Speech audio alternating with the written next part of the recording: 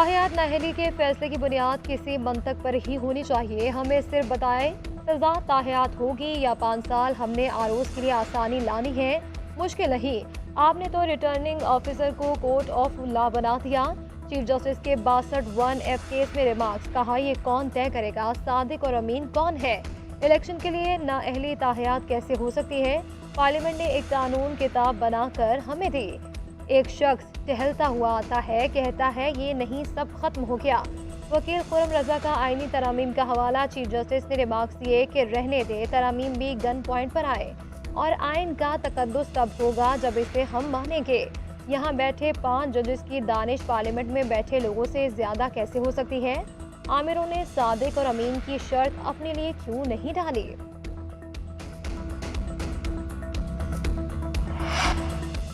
Justice Musarrat Hilali ने 62(1)(f) case में remarks दिए कि सादिक और अमीन की क्या तारीफ होगी। वकील उस्मान करीम ने दलाइल दिए कि नॉन मुस्लिम के साथ भी सादिक और अमीन लगाया गया। यहाँ अमीन का मतलब इस्लाम वाला नहीं लिया जाएगा। चीफ जस्टिस ने रिमार्क्स दिए कि आइन तो इंग्लिश में था, क्या आइन साजों को सादिक और अमीन की अंग्रेजी मालूम नहीं थी। जस्टिस जमाल खान मंदुखेल ने रिमार्क्स दिए कि कौन तयन करेगा किसका किरदार अच्छा किसका नहीं। वकील उस्मान करीम ने कहा कि हतमी तौर पर तयन अल्लाह ही कर सकता है। चीफ जस्टिस ने रिमार्क्स दिए कि ताहियात नाअहली का फैसला तहरीर करने वाले जज ने फैसल वावडा केस का फैसला भी दिया। क्या दोनों फैसलों को एक साथ देखा जा सकता है।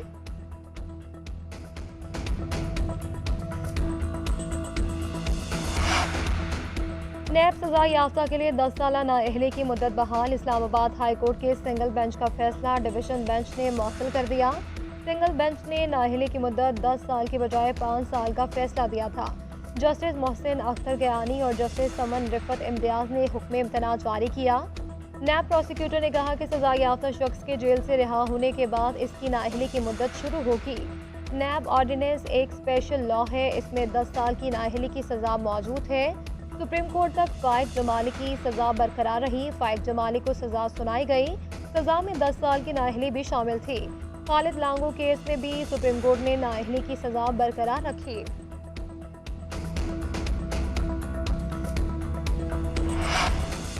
Lieutenant general retired Faiz Hamid की हुकूमत के खिलाफ साजिश करने के इल्जामात की तरदीद। फैजाबाद धरना कमीशन को बयान रिकॉर्ड करा दिया। फैज हमीद ने कमीशन की तरफ से दिए गए सवालों के जवाब दिए। जवाब में कहा कि हुकूमत की हिदायत पर तहरीक लब्बैक पाकिस्तान से मुज़ाकरात किए। धरना कमीशन डॉक्टर अख्तर अली शाह की सरबराही में काम कर रहा है। कमीशन में साबिक IG ताहिर आलम और खुशहाल खान भी शामिल हैं।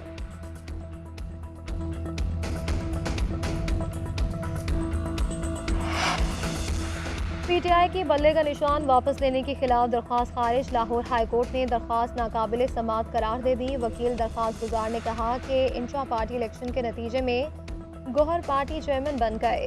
इलेक्शन कमीशन ने नताइज तस्लीम ना किए और इंतखाबी निशान बल्ला वापस ले लिया।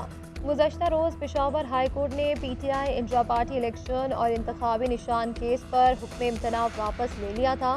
फैसले के बाद इलेक्शन कमीशन का बल्ले का निशान वापस लेने का फैसला बहाल हो गया।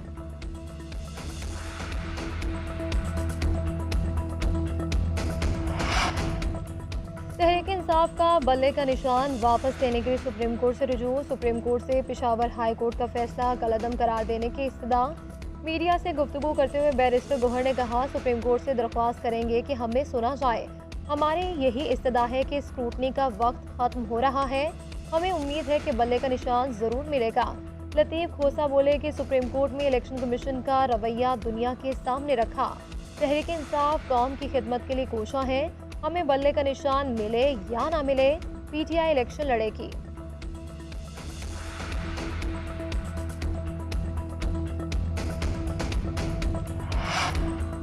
नवाज शरीफ के NA 15 मनसहरा से कागजात मंजूरी के खिलाफ अपील समाअत के लिए मुकर्रर। बानी चेयरमैन PTI की मियांवाली से कागजात मुस्तरद होने की अपील 7 जनवरी को समाअत के लिए मुकर्रर।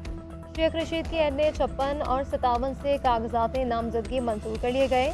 एजाजुल हक, राजा बशारत और शमीम नकवी के कागजात भी मंजूर। Vice chairman PTI Shamim Qureshi, Zain Qureshi और बेटी मेहरबानो समेत 9 अपीलों पर 6 जनवरी को समाअत होगी।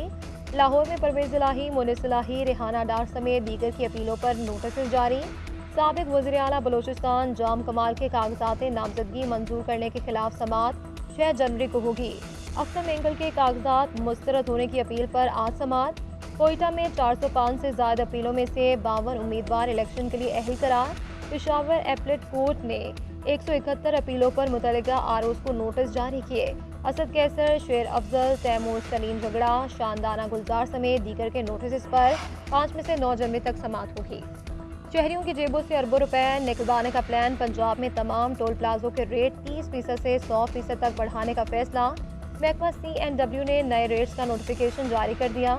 इत्तलाक 1 फरवरी से होगा। Car, jeep, pickup van, taxi, tractor 30 रुपए अदा करेंगे। बसों से टोल प्लाजों पर 60 के बजाय 70 रुपए वसूल किए जाएंगे। मिनी बसों, वैगन, कमर्शियल वैन और पिकअप से 40 रुपए लिए जाएंगे। ट्रक से 90 रुपए, कमर्शियल ट्रॉली से 80 रुपए टोल टैक्स लिया जाएगा।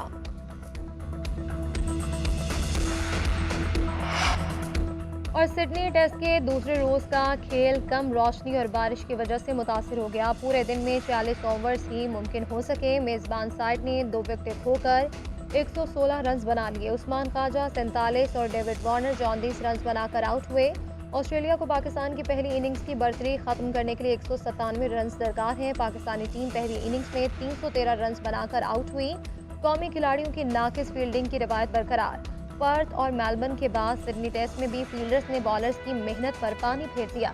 टाइम अयूब ने स्लिप में वार्नर का आसान कैच गिरा दिया।